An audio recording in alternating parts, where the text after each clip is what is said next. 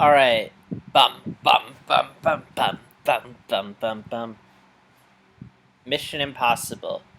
Rogue Nation is coming out next week, so I figured this would be the time to do a My Thoughts Going To video. And if you notice a difference in the image, I usually record in Photoshop. I'm experimenting with QuickTime, so let me know how you like it. So, Mission Impossible Rogue Nation. Now, real quick, I'm just going to sum up what I thought of the other four. And if you're curious and want more in depth, I'll have links to my written reviews of them. So, the first Mission Impossible, I enjoyed. I thought it was well done. Although I mainly just enjoyed it for that one scene where he has his arms spread out. And actually, I should probably talk about the show first. I only saw one episode of the show because I wanted to get a sense of what it was like in preparation for. I'm sorry for the shaking, but I have my laptop on my lap. But anyway, so one episode of the show in preparation for Mission Impossible. I thought it was really well done, and while the show, I thought it, was different from the the movie. While the first movie, I thought it was different from the show, but it was still well done and up, and had some nods to the show, was its own thing. And I mean, now when you say Mission Impossible, most people think of the franchise, not the show. But yeah, I just enjoyed it for that one scene Tom Cruise does where he's on the rope and he has his arms spread out. The second one I didn't like for a couple reasons. One, the reasons why are reasons that I didn't realize until I saw the fourth one. But what stood out is I just didn't like John Woo's style. I wasn't a huge fan of Face Off, so to see a movie filled with explosions, leather jackets, all these ridiculous action, it wasn't my thing. And the third one, I don't hate. I didn't like it. It wasn't bad. I thought it worked as an action movie, but there was nothing special about it. It just felt very generic, very unoriginal. And it basically made me ask myself, what do you go to see Mission Impossible for? What sets Mission Impossible apart from the other spy franchises? Because there's James Bond, there's Bourne, there's all these spy franchises. What sets James Bond? There's Jack Ryan or Jack Reacher. What sets James Bond apart? And I was just trying to figure it out because I didn't know. And then the fourth one I liked, and it made me realize what makes a Mission Impossible movie.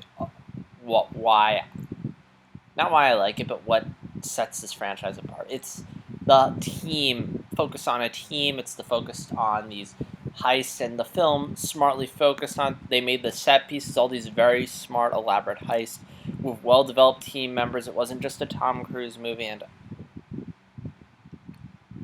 sorry, I'm trying to get my head centered. Tom Cruise movie, and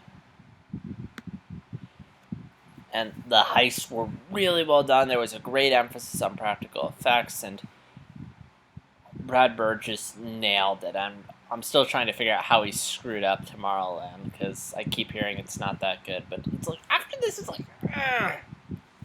But yeah. So going into the fifth one, I don't expect it to be the best Mission Impossible. In fact, I'm just the director.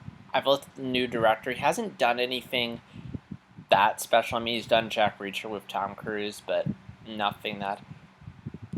But I mean, look at the trailer. It looks like it's gonna be fun. I mean, it looks like it's gonna have some cool action. Um, Looks like there's going to be at least one really cool set heist piece where Tom Cruise is swinging through a tank. And as long as there's a bunch of really good, as long as it understands that heists are what make Mission Impossible movies fun, not um, the other crazy action like the running and stuff, it should be good. I mean, like you have the scene where the fish tank, as long as that's like if it's about stuff like that and not about generic action like shootouts and stuff, it should be a fun Mission Impossible movie. Also adding is if they're just using a lot of practical effects, which it seems like they are. I mean, there's a scene in the plane where I thought it was stupid, and I'm like, no, well, then knowing that Tom Cruise actually did that stuff himself, I'm like, okay, that's pretty impressive. I'm a huge fan of practical effects. Yeah, so my only concerns is that there's not going to be as many heist scenes as the last movie, and if they are, they aren't going to be as clever or as well done as Brad Bird. And also, I hope they keep it about the team, not about Tom Cruise, because I thought that's part of what made the other film interesting is that they focused on the team and I hope it just doesn't become the Tom Cruise movie again. And yeah, I think their biggest weakness is they just, just made what's considered the best Mission Impossible. I mean, how are you going to top it? But I mean, I don't think it'll be bad. I mean, it looks fun. I mean, it'll definitely looks like it'll be a better heist movie than Ant-Man. I don't think it's gonna be one of the better ones. It'll definitely be better than 2 and 3. I'll be very surprised if I enjoy 3 more than 5. I don't. It remains to be seen if it'll surpass. I don't think it's gonna surpass 4, but it'll either be almost as good as 1 or a bit better than 1. That's my prediction.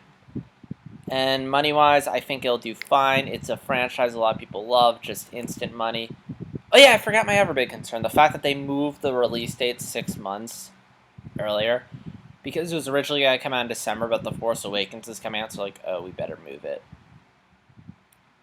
So I'm a little concerned that the film got a little rushed, and there were certain effects and scenes and editing that they didn't have as much time to work on the film as they would have liked. So I really hope it doesn't have that rush feeling to it. But I mean, regardless, financially it's going to do fine. I mean, honestly, I think Mission Impossible, like a lot of people were saying that the fourth one felt like a summer blockbuster and should have been released in the summer. And yeah, watching it felt like a summer blockbuster. So yeah, Mission Impossible is going to be a summer blockbuster this time.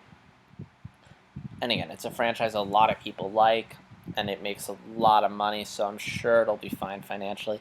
Plus, it is Tom Cruise in it, and when I went to go see Jurassic World, I got the trailer for Mission Impossible Rogue Nation. This was the first time I got the second trailer, and when it went on, there were these 2 girls sitting next to me, and they were pretty quiet.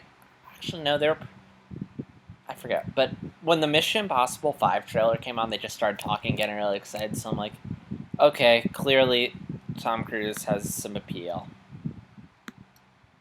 And will I go see this film? Maybe. It depends on time. I'm gonna, if I can see it, I will. I mean, it does look interesting. It looks like a fun movie, and after Ant-Man, I want a good, fun summer movie. Like I had Inside Out, which is the well-made one. I want the fun one. Mad Max was probably it, but I didn't get to see Mad Max. But yeah, this looks fun. Hopefully, it'll be fun. I'm gonna try and see it, but I don't want to make any promises. But yeah. So yeah, I'm sorry if this video has been a little rambling and stuff. I'm a little tired, and I didn't outline this video. I probably should have. I'll definitely outline my thoughts going into video, which I'm pretty sure is Fantastic Four. And yeah, so leave your thoughts on Mission Impossible Rogue Nation in the comments below. How do you think it's going to turn out? Are you going to go see it? Comment and let me know. Like, dislike, subscribe, and this is JStar60. And your mission, should you choose to accept it, is to see Mission Impossible Rogue Nation. And this video will self-destruct in 5 seconds. 5, 4, 3, 2, 1, 0.